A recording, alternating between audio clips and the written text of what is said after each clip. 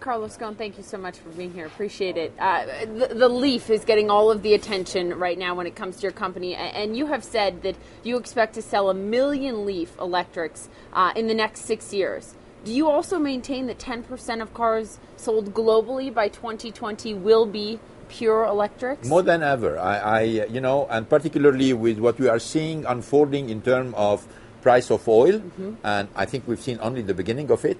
I think people are going to be moving more and more to hybrids and to electric cars. Where are you betting the price of oil goes? It's well over 90 now. Way above 100, no doubt about it. Obviously, nobody can predict. Above. Yeah, I don't think anybody can predict the price of oil, but I would say as a trend, we're going to have a high price for the foreseeable future. You have taken in aim that some would call risky, going with pure electrics and not just the Leaf, other ones that you're rolling out as well.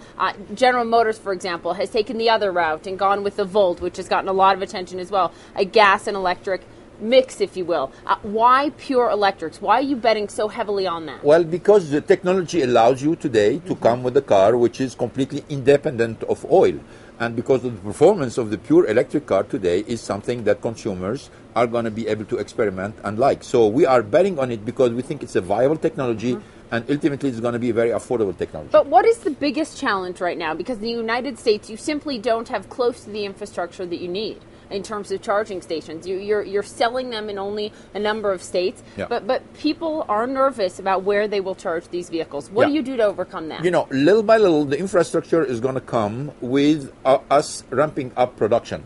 That means I think that the pressure is going to be in cities and states, in different places in the world, to build up this infrastructure while the cars are here on the market. So I'm very confident on the fact that with the development of the slow charging pole, fast charging pole, with the cost cutting we're doing on all these devices, infrastructure is not going to be very expensive and is going to be spreading when we will be ramping up production. And when will that be? I mean, how far off are we from that point? Oh, I think, we have already an installed capacity of 50,000 cars and 50,000 battery. We will be building capacity of 500,000 cars and batteries.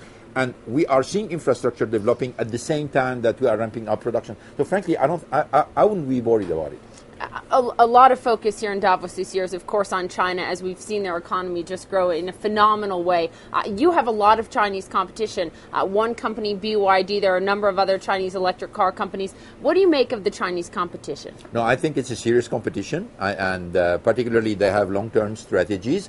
I'm not expecting very tough competition on the short term. But in the foreseeable future, 5 years down the road, yes, they're going to be, not only competing in China, but outside China. When we talk about electric vehicles, of course, they're more energy efficient than combustion engine vehicles. But let's not forget, in the United States, most electric vehicles are fueled mainly by coal. You have really been focused on zero emission, as you say, solar to wheel or wind to wheel. Is that just an ideal, or do you see that as a mass reality? Yeah, or nuclear to wheel or hydroelectric to wheel, which are all zero. I mean, it's not only solar and no, I'm betting on it because I think anyway, that means because everybody's worried about, global warming and everybody looking at the CO2 emissions, energy sector also is looking at it.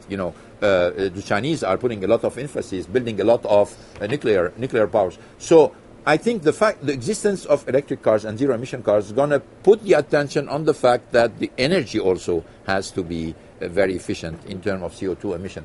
So I think that the emergence of electric cars is going to be a great event in order to have a well-to-wheel system where CO2 is going to be minimized. Finally, President Obama in his State of the Union address really focused on innovation in the United States that needs to improve in order to improve the jobs outlook in the United States. What, Carlos, would you say is the key innovation that we need to see in the auto industry? Is it smaller, less expensive batteries? What is it? Well, I think the battery is a meaningful innovation. It's not only about innovation, but meaningful innovation that brings something substantial for the public and for the consumer. So battery, very efficient battery, lower cost battery would be certainly one of them. That's where it is. Thank you so much. Thank you.